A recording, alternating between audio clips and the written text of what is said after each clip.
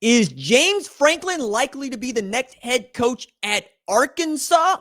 Feels like the leader in the clubhouse as they are expanding the search to include some names that I really like. But Franklin might be just what Arkansas needs, and I'll tell you why. What's up, kinfolk? It's RJ Young. I am not on a step mill. If this is your first time watching Adapt and Respond, thank you for joining us here. We talk college football year round. If you're into that, go ahead and hit that subscribe button, like this video, and answer the question in the comments below. Do you think James Franklin is a good fit for Arkansas? Because that seems to be a top name that Razorbacks are chasing to perhaps succeed Sam Pittman as their head coach in 2026. And there's good reason to believe that Franklin foots the bill for what the Razorbacks need.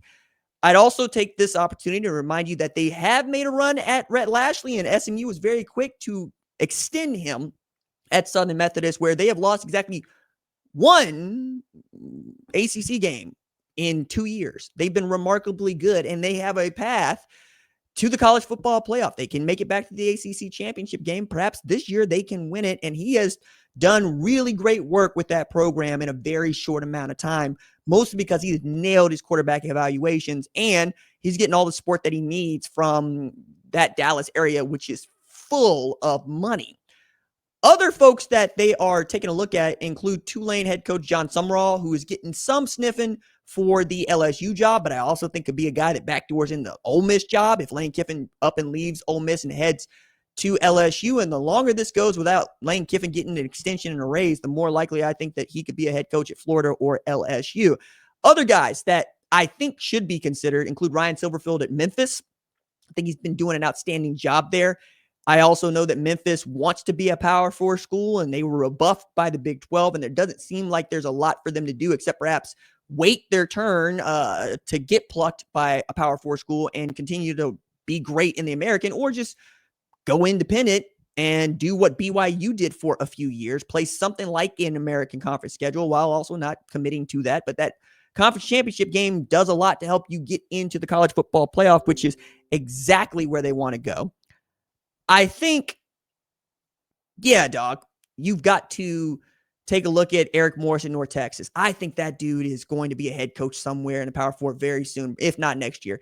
He was the guy that spotted Cam Ward running the wing tee at West Columbia High and said, oh, there's a quarterback, turned him into a absolute star at Incarnate Word, took him with him to Washington State, where he developed into the kind of player that ends up at Miami and competed for the Heisman Trophy and the number 1 overall pick in the NFL draft. If you're looking for a quarterback whisperer, you can do that in Eric Morris. Great dude to have.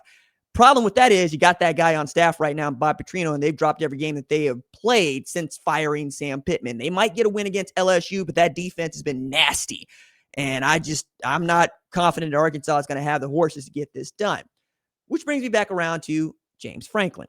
James Franklin, who made it to Penn State by doing what we thought was impossible, which is turning Vanderbilt into the kind of team that can win 9 games in the SEC. He's the guy that made it feel as if you can make it happen there, you can make it happen anywhere. And there's some truth to that, because when he got to Penn State, he was good. He had been good against teams that suck. And by teams that suck, I mean teams that are not ranked in the top 15, top 10, top 5, or playing on the level that we expected Penn State to play with. Famously bad record against top 10 opponents and against top 15 opponents.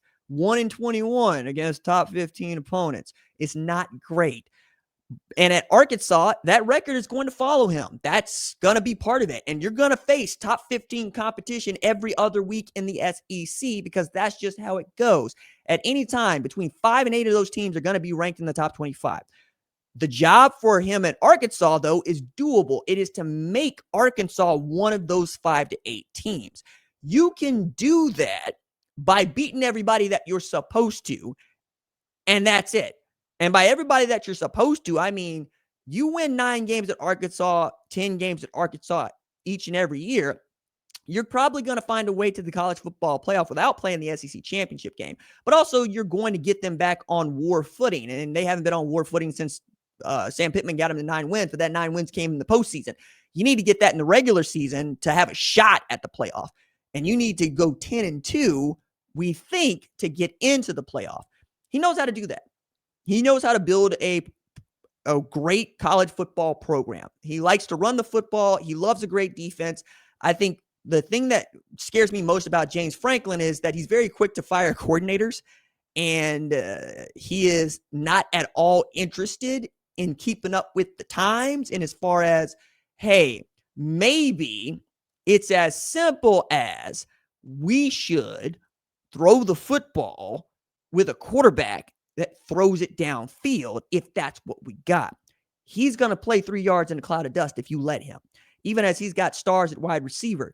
Drew Aller, I think, suffered from the Andy Kotelnicki offense. The Andy Kotelnicki offense, which is built for Jalen Daniels' skill set, which is I'm going to move around, I'm going to make it happen with my feet, and I'm going to dump it where I need to, but I'm also going to look for levels routes coming across. Drew Aller needed to drop back and throw deep. He never really got a chance to do that. That offense that he's running or was running at Penn State is about timing. And he's not a timing quarterback. He's not a guy that dropping back and sees it right away, sees it, processes it, and gets rid of it. Julian Sand does that. What he does is need to take a 5-step drop or the equivalent of such, because we don't take 5-step drops in the shotgun anymore, and let the play develop while also introducing parts of their play action game. And I think the play action game for a guy like Drew Aller could be great. All this is to say, I think that James Franklin missed on Andy Kotelnicki when he had to get a win. He missed on Jim Knowles when he needed to get a win. Tom Allen, great hire. But before that, Brent Pry, Manny Diaz, and then on the offensive side, Ricky Ronnie. There are things that I would like for him to change, but we'll see. Plus, being the head coach at Arkansas is a lot like being the head coach at Penn State, which I think he's built for. He understands the kind of pressure he will be under. And I think he would relish the opportunity to come back to the SEC and try to do something down there that Brian Kelly couldn't get done, and that it feels like Billy Napier will not get another opportunity to get done. Bobby Petrino couldn't get done. Go win an SEC championship. It's tough. Like Mike Elko's getting close, and he might get it done, and that's what you think you're going to go hire in a guy like James Franklin.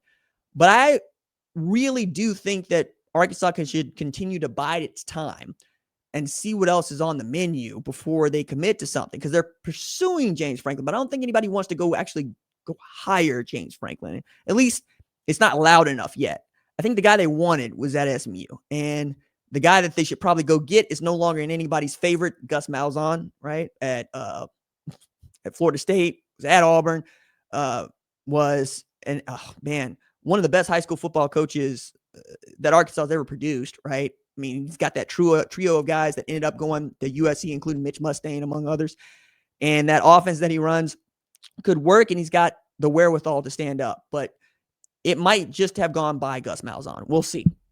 There are other guys you can go look for outside, guys that are a little bit unorthodox and unfamiliar with the territory, and that might be a reason not to look at a guy like Bob Chesney.